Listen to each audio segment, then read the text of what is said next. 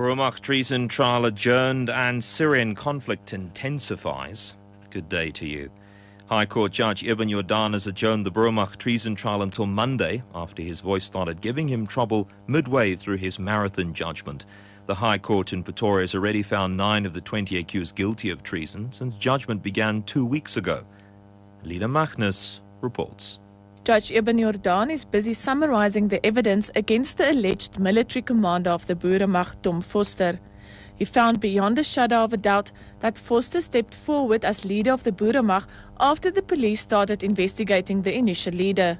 Jordaan also found that Foster was the author of the pocket war book that members of the Boeremag had to carry with them.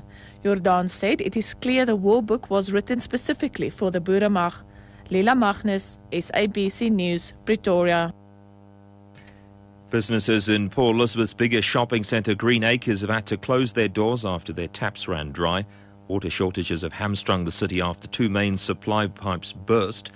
Municipal officials say they're rerouting water to regions without any water.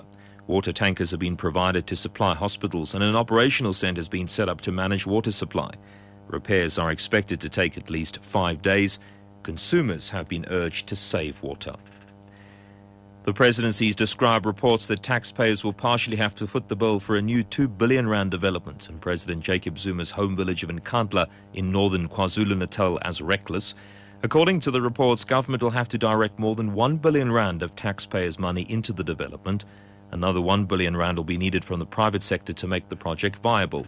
Zuma spokesperson Mac Maharaj says rural development is one of the priorities of government and is not restricted to one region.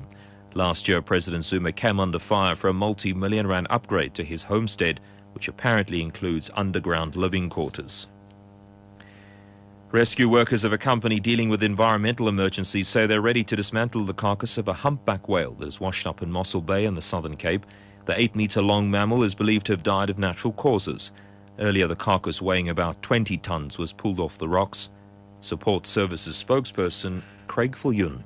In preparation for the dismantling of the carcass of the whale, we have made certain incisions into the animal to drain it of its fluid. The heavy machinery has now arrived on site and we will now start dismantling with the heavy machinery and cutting into manageable portions, uplifting it and then placing it onto the heavy transportation trucks that will transport it to a qualified waste facility where we can dispose of it by burying the animal.